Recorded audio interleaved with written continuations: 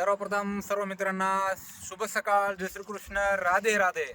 आज आमचे परम मित्र 2014-15च्या बॅचमध्ये आमचे जीवलग सहकारी वर्गमित्र अविनाश घुगे यांच्या आजच्या या ड्रोनच्या उडान कशा पद्धतीने होणार आहे हे आपण आजच्या या सर्व सविस्तर गोष्टी व्हिडिओच्या माध्यमातून पाहणार आहोत.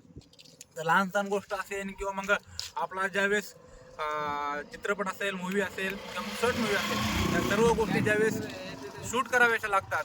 काही काही सीन त्यामध्ये आकाश लेवलला किंवा मग हाईटपेक्षा उंच पद्धतीनं जाऊन शूट करावं लागते, जे की त्याचं प्रक्षेपण सादरीकरण हे उंचीवरून ठिकाणावर व्हायला पाहिजे. तर त्या ठिकाणी प्रत्यक्ष कॅमेरा किंवा मग हँडिकॅप कॅमेरा किंवा प्रत्यक्ष माणूस हा पोहोचू शकत नाही. त्या ठिकाणी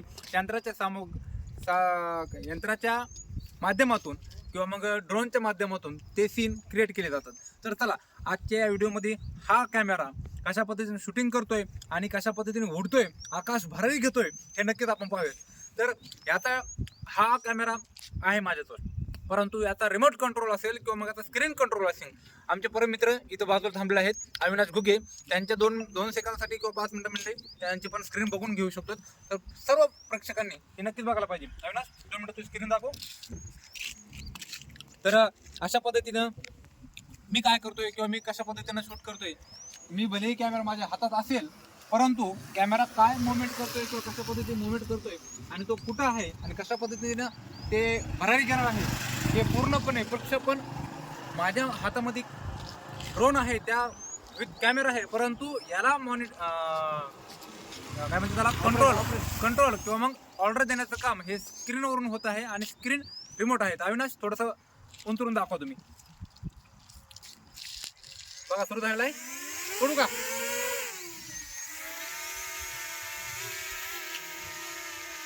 तर अशा पद्धतीनं कॅमेरा हा प्रक्षेपण डायरेक्ट उंचीवरून गेलेला आहे आणि आपण पाहू शकताय की हा कॅमेरा समोरून नक्कीच आपल्याला जे काय कोणत्या गोष्टी शूट करायच्या आहेत ते आपण शूट करू शकतोय. खालीवर हे नव्हतं काय, तर खाली वरती बाजूला सर्व ठिकाणी या कॅमेऱ्याचा प्रक्षेपण करू शकतो आपण, आकाश भरारी घेऊ शकतोय. तर आजच्या व्हिडिओमध्ये ते नक्कीच बघा. बघायला नवीन गोष्टी शिकायला पाहिजे, नवीन गोष्टी बघायला पाहिजे, नाही का? तर अशा पद्धतीनं नवीन गोष्टी शिका पण आणि नवीन गोष्टी बघा पण. धन्यवाद.